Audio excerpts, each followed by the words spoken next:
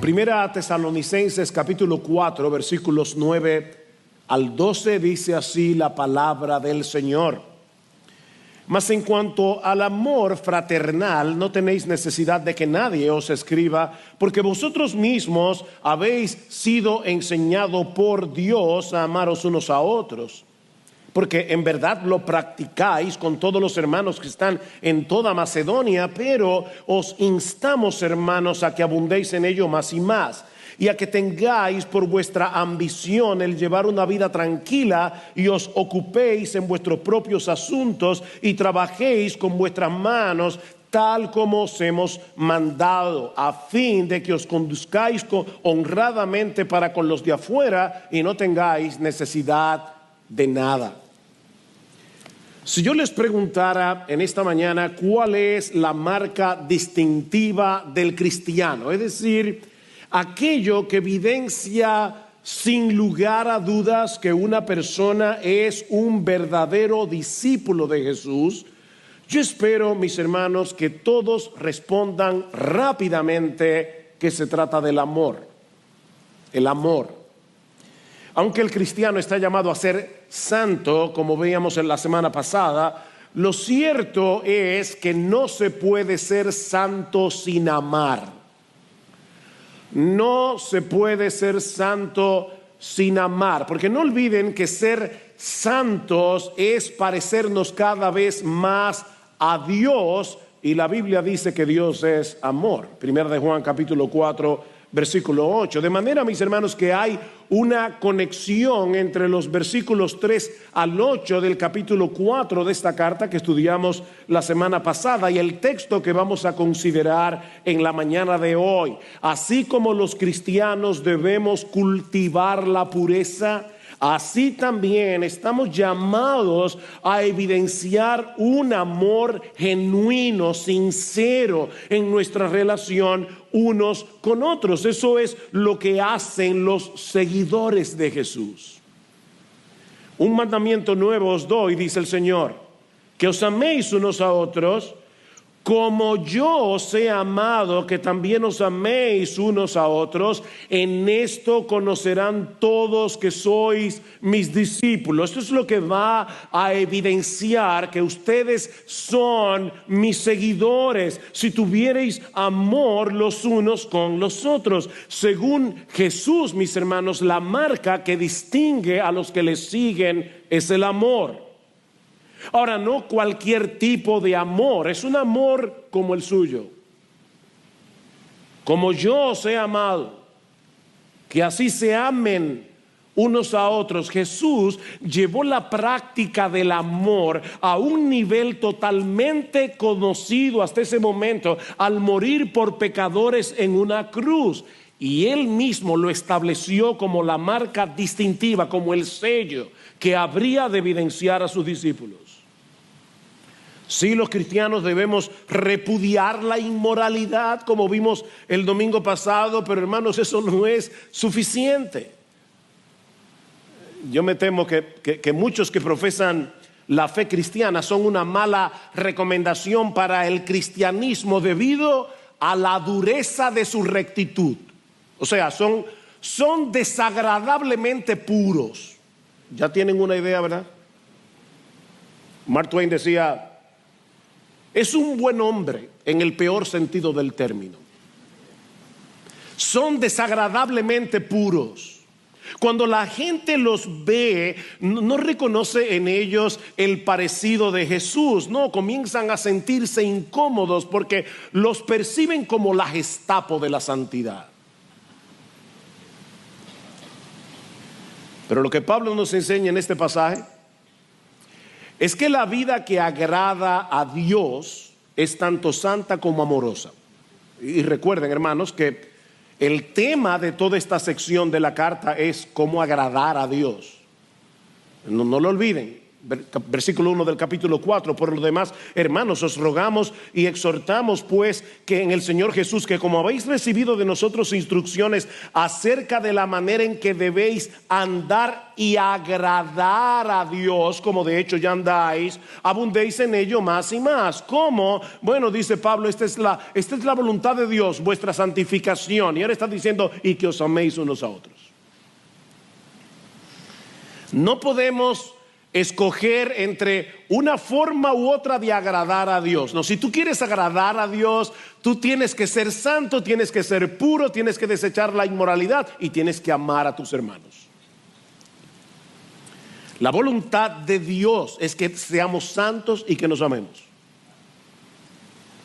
Y hoy veremos 3 aspectos de este amor distintivo del cristiano, comenzando con el origen de este amor. Es un origen sobrenatural. El origen sobrenatural del amor cristiano. Vean una vez más el versículo 9. Más en cuanto al amor fraternal, la palabra allí es Filadelfia, así como la ciudad de los Estados Unidos. Es una palabra griega que en el primer siglo se usaba para hablar del amor entre los hermanos de sangre.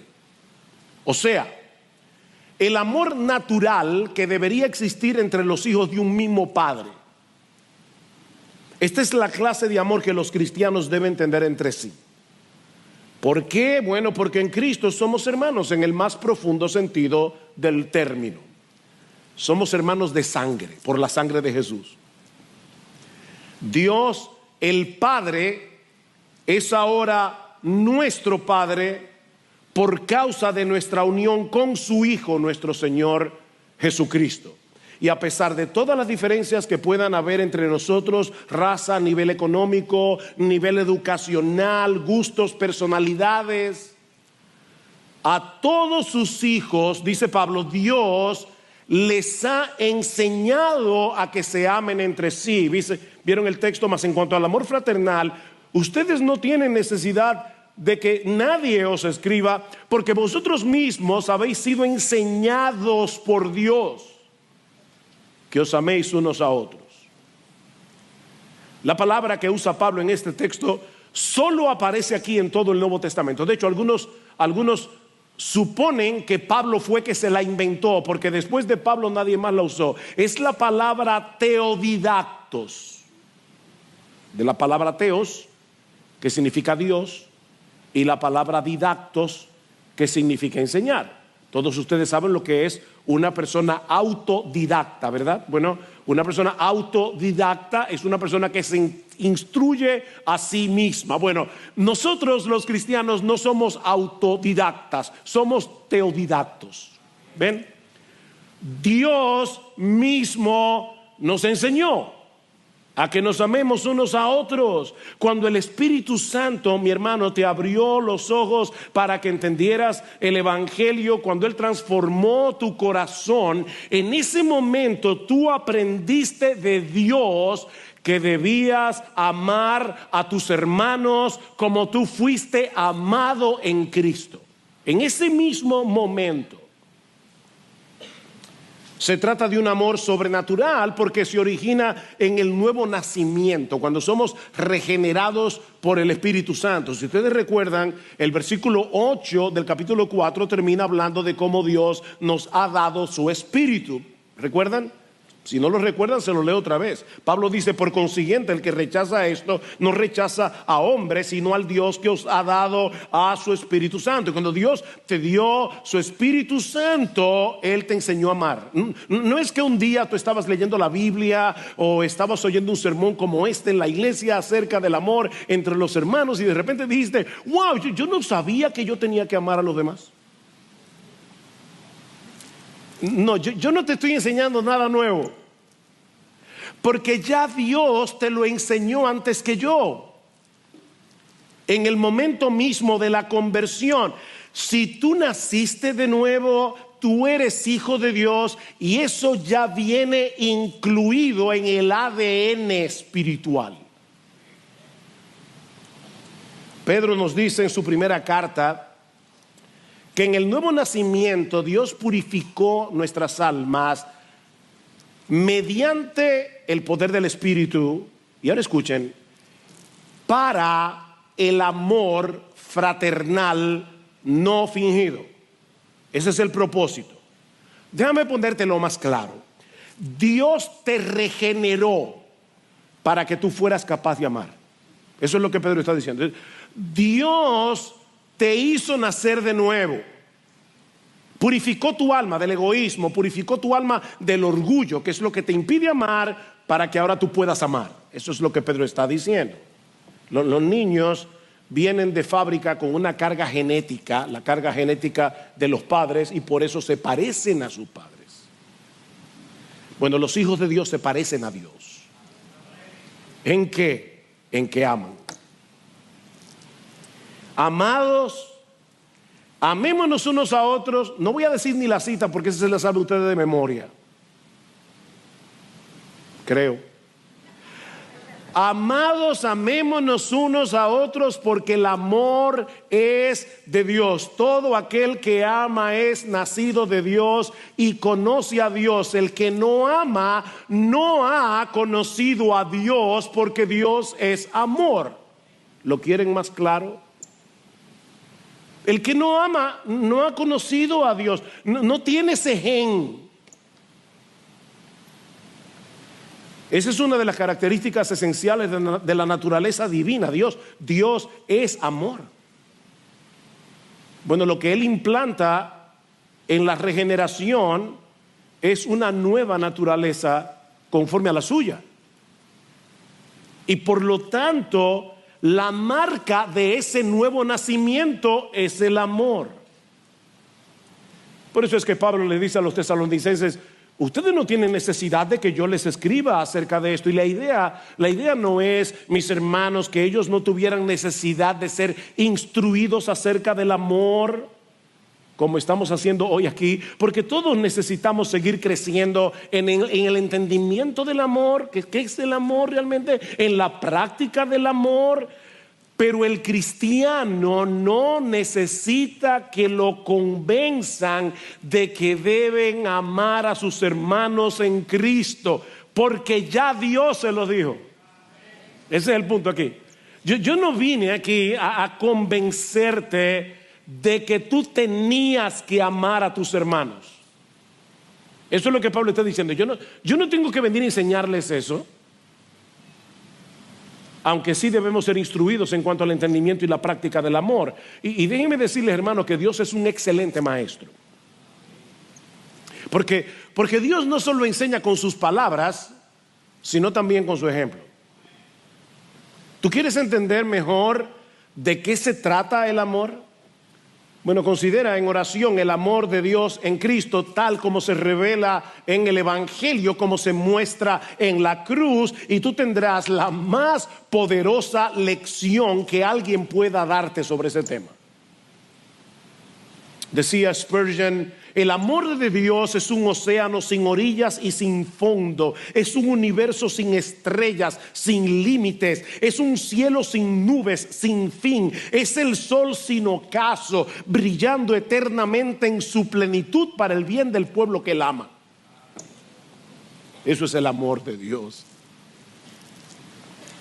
Mira a Jesús muriendo en el Calvario por pecadores que le aborrecían. Y vas a comenzar a entender de qué manera deben los cristianos amarse unos a otros. Comenzaremos a entender, para hacerlo más personal, cómo es que tú y yo debemos amar a nuestros hermanos en Iglesia Bíblica del Señor Jesucristo y a cualquier hermano de cualquier iglesia que conozcamos en otro lugar. En esto consiste el amor. No en que nosotros hayamos amado a Dios, sino en que Él nos amó a nosotros y envió a su Hijo en propiciación por nuestros pecados. En otras palabras, para recibir la ira de Dios que merecían nuestros pecados. Y ahora dice: amados, si Dios nos ha amado así, debemos también amarnos unos a otros. Y aunque el énfasis de nuestro texto es el amor fraternal, eso no excluye el amor que debemos tener a todo ser humano, sea cristiano o no, incluyendo aquellos que nos hacen mal. ¿Qué dice el Señor Jesucristo? Amad a vuestros enemigos. Pastor, ¿cómo dice en el griego? Así mismo. Que ames a tus enemigos. Bendecid a los que os maldicen, haced bien a los que os aborrecen, orad por los que os ultrajan y os persiguen, para que seáis hijos de vuestro Padre que está en los cielos, que hace salir su sol sobre malos y buenos y hace llover sobre justos e injustos. ¿Tú eres hijo de ese Padre? Ama a tus enemigos, ama a los que te aborrecen. Yo sé que muchos de ustedes conocen la historia de Corrie ten Boom y la forma como ella y su familia arriesgaron sus vidas para proteger a muchos judíos en medio de la persecución nazi durante la Segunda Guerra Mundial. Lo que muchos no conocen es el papel que jugó su hermana Betsy para fortalecer la fe de Corrie ten Boom cuando ambas fueron llevadas prisioneras al campo de concentración de Ravensbrück. Betsy mostró una fe inquebrantable y una actitud de perdón incluso en las circunstancias más extremas.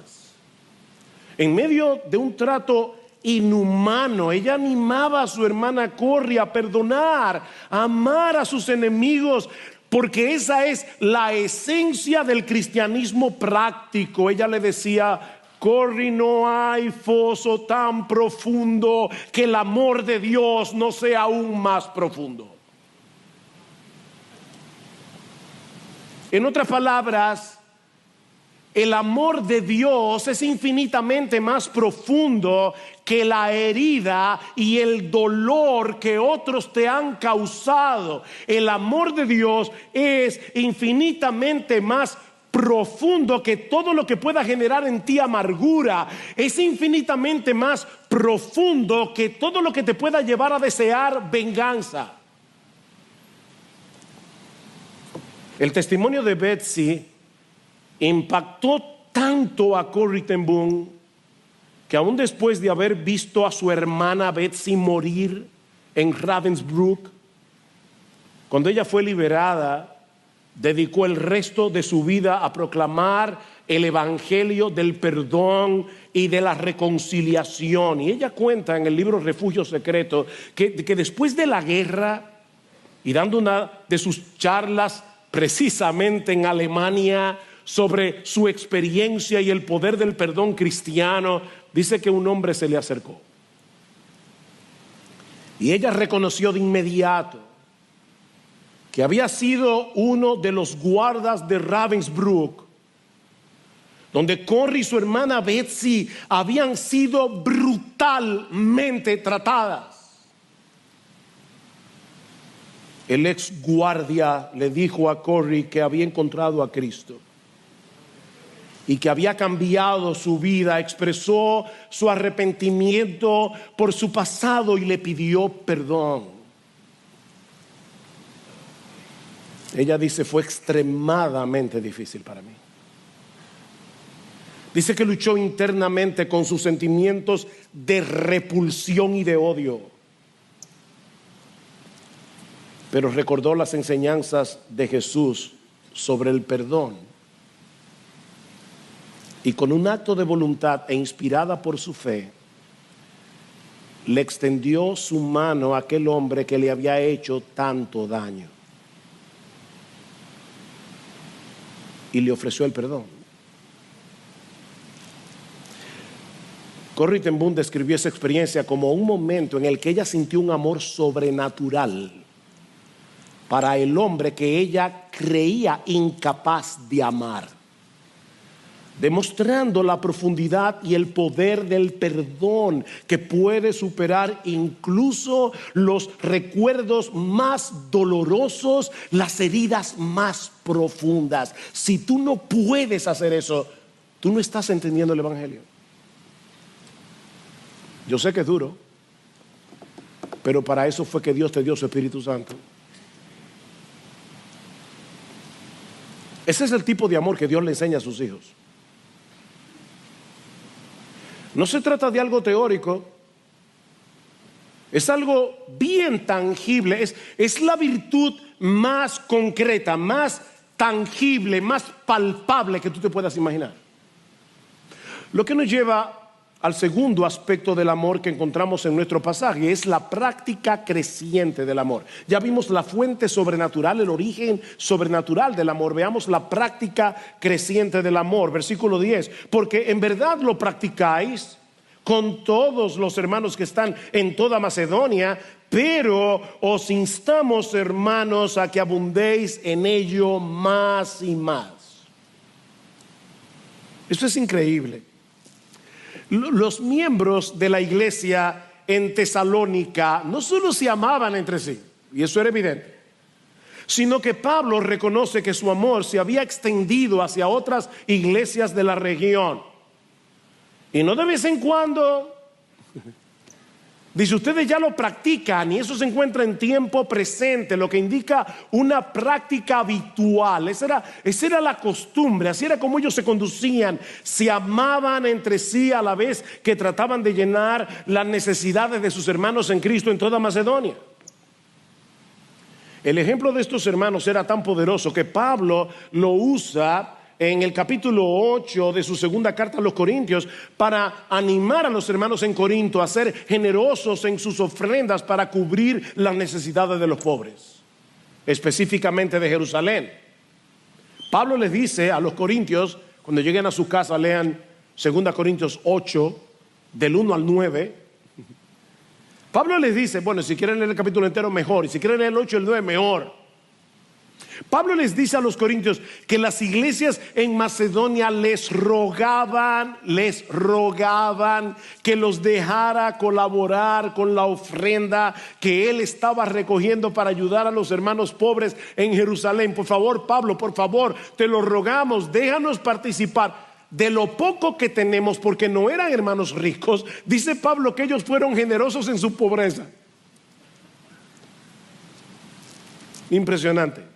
No era que les sobraban los recursos. No, es que ellos querían compartir de lo poco que tenían con los que tenían menos. De manera que el amor de estos hermanos era más que evidente.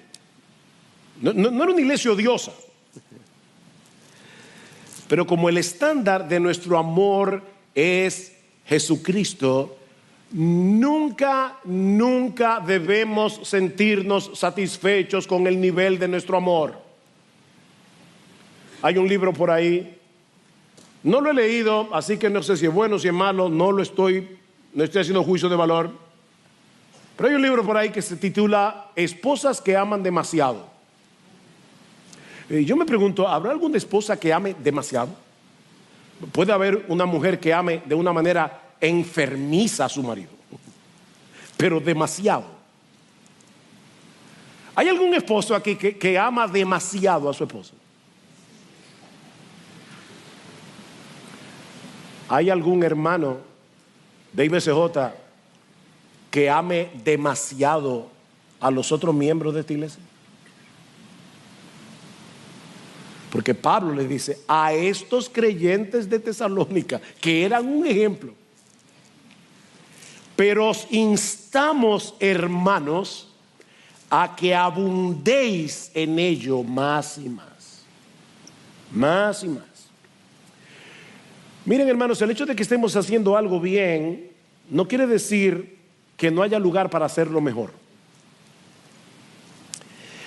De hecho, déjame decirte algo. Mira, si dejamos de crecer en cualquier aspecto de la vida cristiana, no solamente nos vamos a estancar, es que vamos a retroceder. El creyente nunca está estático. O tú estás creciendo o estás decreciendo. En la carrera de la vida cristiana, la única opción, es seguir hacia la meta. Por eso es que en el versículo 1 Pablo le dice: yo sé que ustedes ya están agradando a Dios, pero síganlo agradando más. Es creciendo y creciendo. Ya están agradando, pero sigan creciendo en el agradar a Dios. Ya se están amando, pero no se duerman en sus laureles. No se cansen de hacer el bien. Gálatas capítulo 6, versículo 9. Sobre todo, mis hermanos, cuando parece que otros no nos están amando como debieran. Porque yo creo que ese es el problema de algunos creyentes. Esto no vale la pena. Uno matándose por el otro y ni caso le hacen a uno.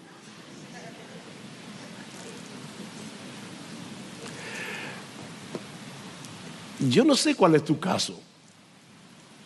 Y si te hacen caso. Lo que yo sé es que la Biblia dice que tú y yo tenemos que amar como ama Jesús y que debemos crecer y crecer y crecer y crecer y seguir creciendo hasta que lleguemos a la gloria. Día tras día debemos luchar con el orgullo. Día tras día debemos luchar con el egoísmo de nuestro corazón, que nos impiden amar, que nos impiden buscar oportunidades de servir a otros para amarlos de formas concretas. Porque, mis hermanos, el hecho de que nosotros hayamos sido enseñados y capacitados por Dios para amarnos unos a otros no quiere decir que ahora lo vamos a hacer automáticamente. En otras palabras, no somos robots programados para amar. No, porque el pecado mora en nosotros. Y el pecado es como un virus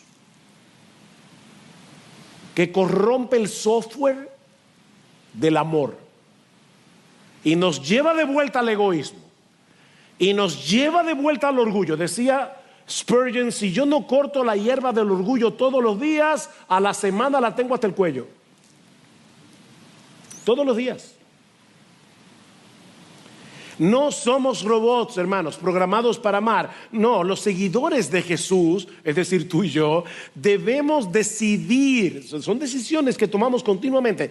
Debemos decidir salir de nuestra zona de comodidad. ¿Para qué? Para discipular a nuevos creyentes. Bien, mi hermano que tiene un poquito más de tiempo aquí. Aquí hay nuevos creyentes que necesitan que tú los discipules. Aquí hay nuevos creyentes que necesitan que tú les enseñes a leer su Biblia, que tú les enseñes a pedir perdón a Dios cuando pecan, que tú les enseñes cómo se ora. Aquí hay nuevos creyentes que necesitan que tú los animes a no dejar de congregarse los domingos como algunos tienen por costumbre. Búscalos que están aquí. Hay hermanos que deben salir de su zona de comodidad para animar a hermanos que están siendo tentados a tirar la toalla en medio de la aflicción, en medio del dolor, en medio del sufrimiento o incluso en medio de la tentación. Aquí hay hermanos que te necesitan. Hay hermanos aquí que necesitan de tu consolación. Necesitan una palabra de ánimo. Hay hermanos que necesitan ayuda económica. Más adelante Pablo va a decir en 1 Tesalonicenses 5:14: y os exhortamos, hermanos, no pastores, aquí dice hermanos, os exhortamos, hermanos, a que amonestéis a los indisciplinados, que animéis a los desalentados, que sostengáis a los débiles, que seáis pacientes para con todos. Eso es lo que debemos hacer, eso es parte de nuestro amor. Relaciónate con tus hermanos con la disposición de servirles. No se puede amar a control remoto. Eso no siempre será fácil. De hecho, casi nunca será fácil. Algunos nos darán muy buenas razones para no amarlos. Y tú también le darás a otros razones para que no te amen. O ya tú eres perfecto.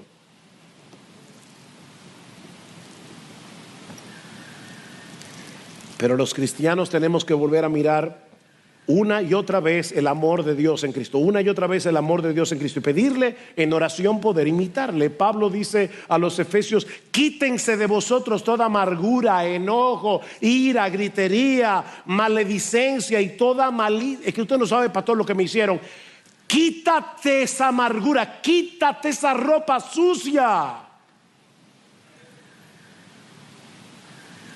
¿Y qué debes hacer? Antes, sed benignos unos con otros, misericordiosos, perdonándoos unos a otros como Dios también os perdonó a vosotros en Cristo. Sed pues imitadores de Dios como hijos amados y andad en amor como también Cristo nos amó y se entregó a sí mismo por nosotros. Imitemos a Dios, andemos en amor. Y esa figura de andar lo que significa es cultivar un estilo de vida. El estilo de vida del cristiano es amar. Por supuesto, si vamos a imitar a Dios y vamos a amar como Jesús, tú y yo necesitamos traer constantemente a nuestra memoria el amor con que Él nos ha amado y nos ama. Suplicarle cada día que nos dé de su gracia para poder nadar en contra de la corriente de nuestro orgullo y de nuestro egoísmo. Mi hermano, trae a tu mente las 1000 maneras en que Él manifiesta su amor por ti cada día. Trae a tu memoria la paciencia con la que Él trata contigo aún en tus peores momentos. Y en dependencia del Espíritu, procura que ese amor te impulse a amar. Yo sé que aquí se cita mucho 2 Corintios 5:14, pero no por eso deja de ser un texto inspirado y necesario. El amor de Cristo nos constriñe pensando esto, que si uno murió por todos, luego todos murieron, y por todos murió para que los que viven ya no vivan para sí, sino para aquel que murió y resucitó por ellos.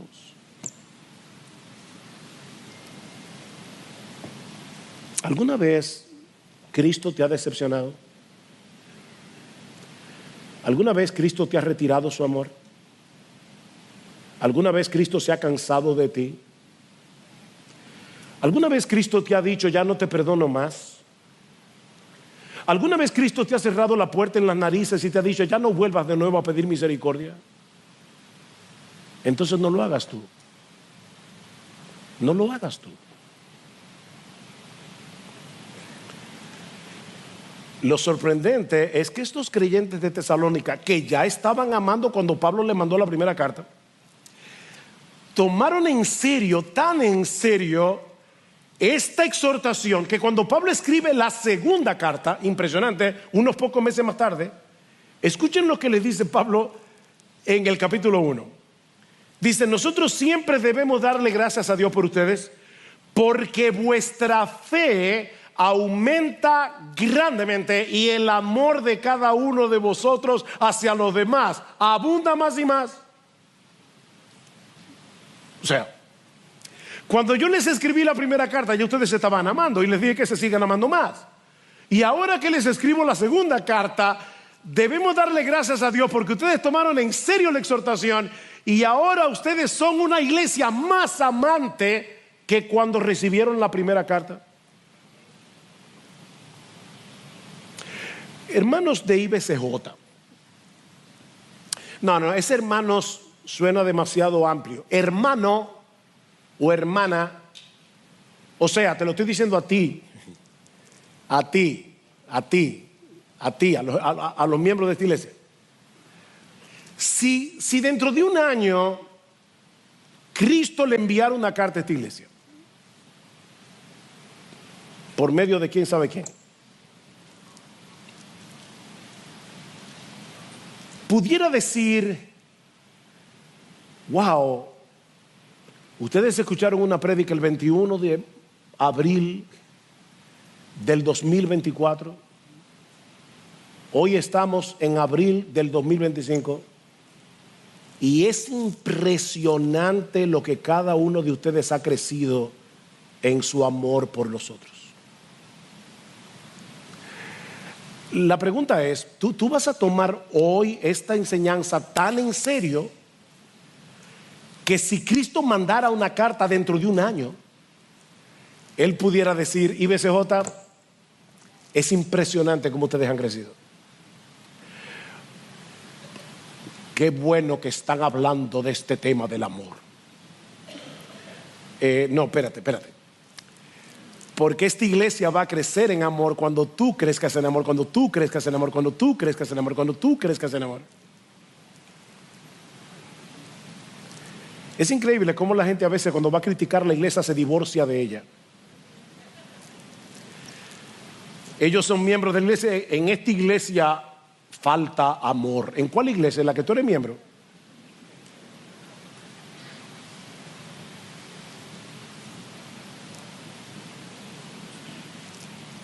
No seamos meros oidores olvidadizos, como dice Santiago. Y toma ahora la determinación de examinar seriamente tu vida para ver cuáles son las áreas en las que tú debes crecer en la práctica del amor. Pero hay un tercer aspecto aquí en nuestro texto, y es el impacto expansivo del amor cristiano. Ya vimos la fuente sobrenatural del amor cristiano, ya vimos la práctica creciente del amor cristiano. Veamos en tercer lugar el impacto expansivo, es algo que se expande, del amor cristiano. Versículo 10, quiero tomar desde la mitad del 10 para que veamos la secuencia. Pero os instamos, hermanos, a que abundéis en ello más y más, y a que tengáis por vuestra ambición. Ven, es una sola exhortación. Pablo no está cambiando de tema, aunque lo parece. Pero os instamos, hermanos, una sola exhortación, a que abundéis en ello más y más, y a que tengáis por vuestra ambición el llevar una vida tranquila, y os ocupéis en vuestros propios asuntos, y trabajéis con vuestras manos, tal como os hemos mandado. ¿Qué tiene esto que ver con el amor? Pablo acaba de exhortar a estos hermanos a que abunden en su amor unos con otros, pero ahora él quiere evitar que algunos se aprovechen de la generosidad de los hermanos. Sí, los cristianos debemos preocuparnos unos por otros, pero se puede hacer daño tratando de hacer bien. Se puede hacer daño tratando de hacer el bien. Algunos pueden alimentar su egoísmo al escuchar hablar del amor, porque están esperando que el otro haga algo. Por eso es que Pablo, más adelante en 1 Tesalónica, el texto que ya yo leí, dice, hermanos, amonesten a los ociosos. Aquí dice a los indisciplinados, pero la idea es a los ociosos, a los que viven una vida tan indisciplinada que no se ocupan en nada productivo. Pablo tiene que exhortarlos a que amonesten a los ociosos. Y en la segunda carta, tal parece que algunos no tomaron muy en serio el asunto, porque en la segunda carta Pablo fue más tajante. Dice en el capítulo 3, versículo 10, porque aun cuando estábamos con vosotros os ordenábamos esto: si alguno no quiere trabajar, que tampoco coma. Porque oímos que algunos entre vosotros andan desordenadamente, ociosamente, sin trabajar, andan metiéndose en todo. A tales personas les ordenamos y exhortamos en el Señor Jesucristo, noten la similitud, que trabajando tranquilamente coman su propio pan.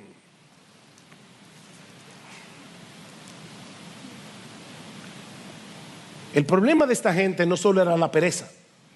Si leemos la carta completa y la segunda también, nos vamos a dar cuenta que en la iglesia de Tesalónica algunos habían sido atrapados por lo que podemos llamar una histeria escatológica.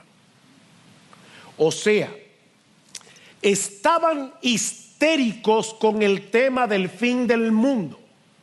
Y ellos pensaban que era muy espiritual abandonar sus trabajos para dedicarse a proclamar que Cristo viene pronto, que se acerca el fin del mundo. De hecho, ustedes van a ver que ese es el tema que Pablo trata en la próxima sección.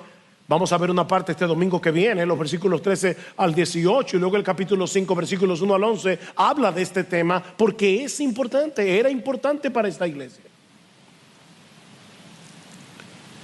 Estos miembros de la iglesia, por un lado, estaban cargando a sus hermanos que tenían que ayudarlos económicamente porque ellos habían decidido no trabajar. Me voy a dedicar a predicar el evangelio, Cristo viene ya. En segundo lugar, estaban usando su tiempo ocioso para crear disturbios dentro y fuera de la iglesia con sus teorías del fin del mundo. Y tercero, no tenían la capacidad de poder ayudar a otros que sí tenían necesidad. Mi hermano, una de las razones por la que tú debes ser laborioso, una de las razones por la que tú debes ser responsable en tu trabajo, una de las razones por la que tú debes, dentro de la providencia divina, ¿verdad?, tratar de producir es para poder ayudar a otros. ¿Qué dice Pablo en Efesios capítulo 4 versículo 28? El que hurtaba no hurte más, sino trabaje con sus manos, haciendo lo que es necesario para que tenga que compartir con el que padece necesidad. En otras palabras, mi querido hermano, la pereza es un pecado contra el amor. No solo te estás haciendo daño tú, le estás haciendo daño a otros.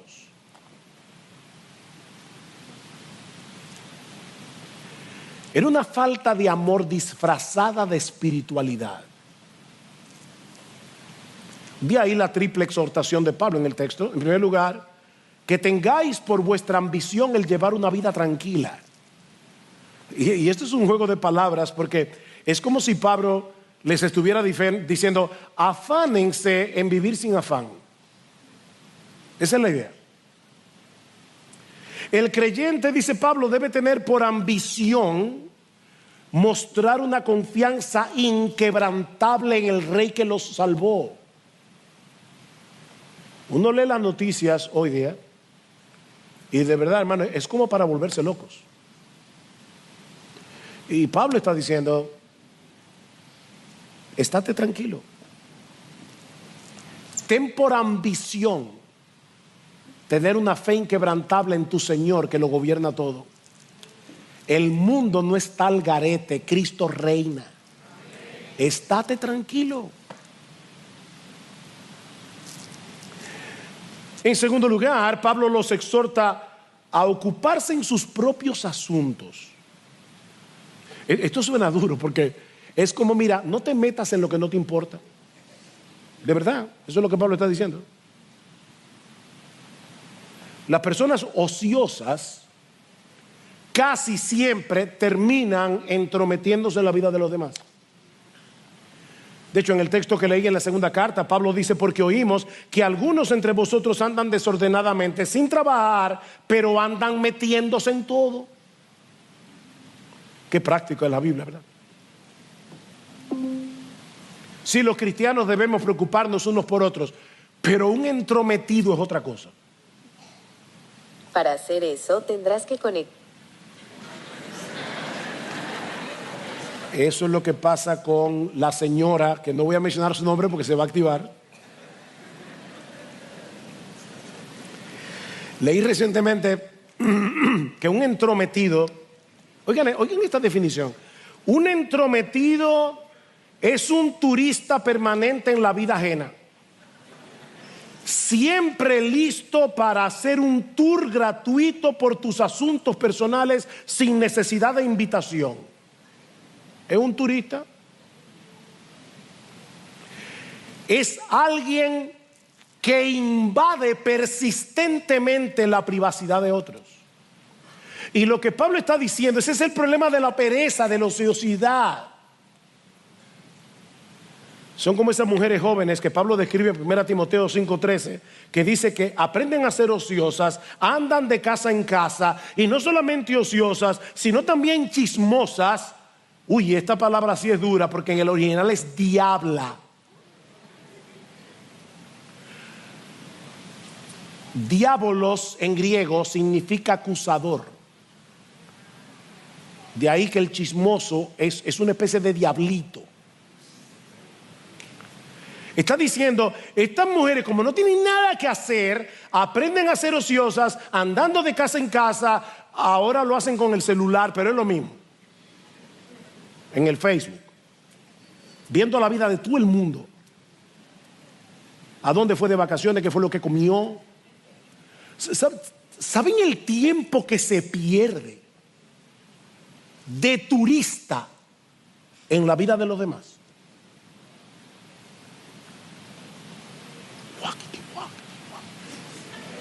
Hay tanta gente que discipular, tanta Biblia que leer, tantos buenos libros que leer, tantos hermanos que ayudar. Deja de estar de turista, metiéndote en la vida de los otros. No lo digo yo, lo dice Pablo. Claro que la palabra griega aquí no es Facebook, pero es lo mismo.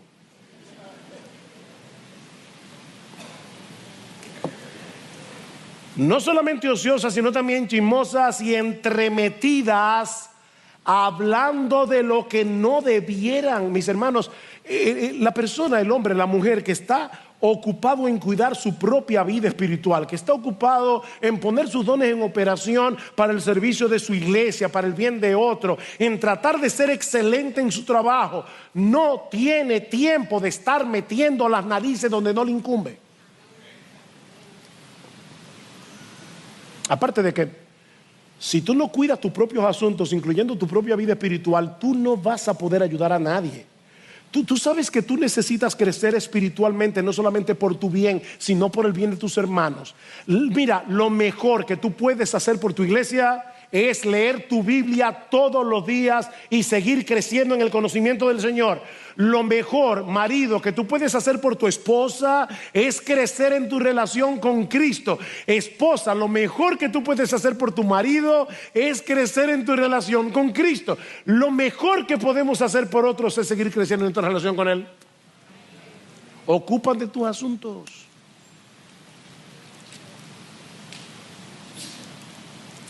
De ahí la tercera exhortación: y que trabajen con sus manos, tal como os hemos mandado.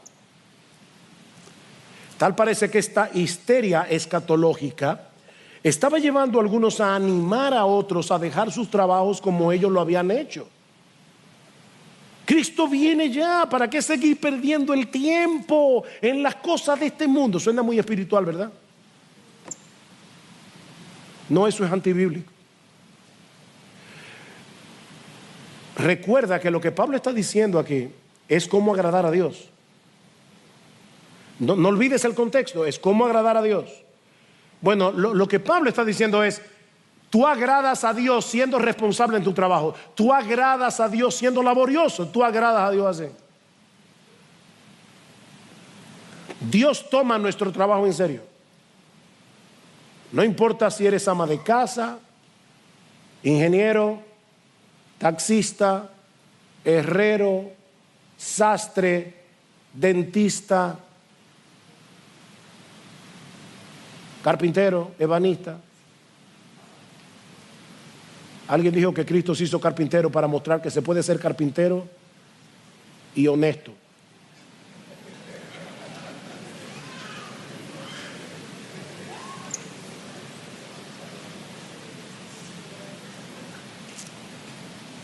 Hablando a los siervos de su tiempo, que realizaban todo tipo de trabajo, Pablo les dice: ustedes deben trabajar no como los que quieren agradar a los hombres, sino con corazón sincero, temiendo a Dios. Escuchen, aún ustedes amas de casa, porque ustedes tienen un trabajo. Y todo lo que hagáis, hacedlo de corazón, como para el Señor y no para los hombres, sabiendo que del Señor recibiréis la recompensa de la herencia, porque es a Cristo el Señor al que ustedes le sirven. No solamente nosotros los pastores, todos ustedes, mis hermanos, son siervos de Jesús. Y aclaro que aquí no estamos hablando de enredarnos tanto en el trabajo, que descuidemos nuestra vida espiritual, que descuidemos nuestra familia, que descuidemos el venir a la iglesia, que descuidemos nuestro descanso. Uno de los mejores ejemplos que nosotros podemos encontrar, aparte del de Jesús, es el de Pablo. Pablo. ¿Qué les dice Pablo en 1 Tesalonicenses capítulo 2 versículo 9? Dice: pero os recordáis, hermanos, nuestros trabajos y fatigas, como trabajando de día y de noche para no ser carga. Miren la razón: para no ser carga a ninguno de vosotros os proclamamos el evangelio de Dios. Y luego en el capítulo 3 de la segunda carta, Pablo les dice, en el versículo 7, dice: pues vosotros mismos sabéis cómo debéis seguir nuestro ejemplo, porque no obramos de manera indisciplinada entre vosotros, ni comimos de balde el pan de nadie, sino que con trabajo y fatiga trabajamos día y noche, a fin de no ser carga a ninguno de vosotros. ¿Ven la conexión entre el amor y la laboriosidad? Pablo supo combinar la laboriosidad con el cuidado de su vida espiritual y su servicio al Señor. No es una cosa o la otra. A Dios le agrada que nos amemos unos a otros y que seamos responsables en nuestro trabajo. A Dios le agrada eso. Sabemos, hermanos, que hay personas que pierden sus trabajos, y no porque son irresponsables. A veces hay recortes en las compañías. No se sientan mal por eso. Eso pasa. Tu trabajo es buscar trabajo. No te sientas mal por eso. Aquí estamos hablando del que puede trabajar y no quiere.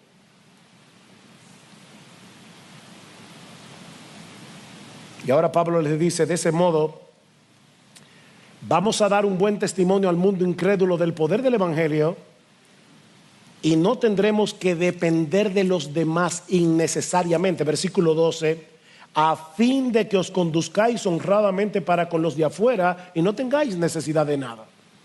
Esa es la razón. La vagancia es una muy mala recomendación para el Evangelio. Termina cargando a otros económicamente y nos impide ayudar a otros que sí tienen necesidad. Un evangelista llamado Ron Hotcraft cuenta una conversación que tuvo con una hermana de su iglesia. Él le preguntó: ¿a qué te dedicas? Y dice que ella, con una amplia sonrisa, le dijo: soy una discípula de Jesucristo disfrazada hábilmente de maquinista. Soy una discípula de Jesucristo disfrazada de ama de casa. Soy una discípula de Jesucristo disfrazado de doctor. Soy una discípula de Jesucristo disfrazado de ingeniero. Soy un discípulo de Jesucristo disfrazado de sastre. ¿Ven? Es así como tú te...